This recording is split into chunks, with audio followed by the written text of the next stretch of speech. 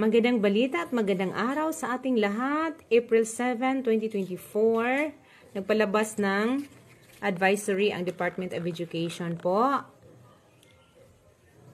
na magkaroon tayo ng asynchronous learning or blended classes tayo by April 8 in order to allow learners to complete pending assignments, projects, and other requirements po. So, all public schools nationwide shall implement asynchronous classes, distance learning on Monday of April 8, 2024.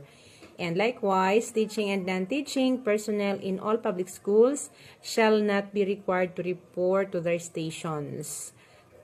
So, ito yung advisory dahil po sa sobrang init na po ng panahon ngayon, ano.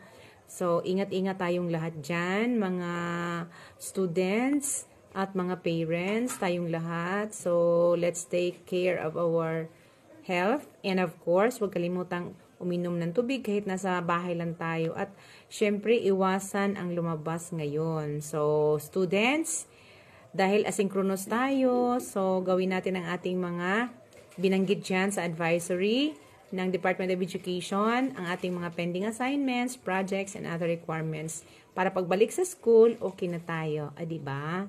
So, good luck!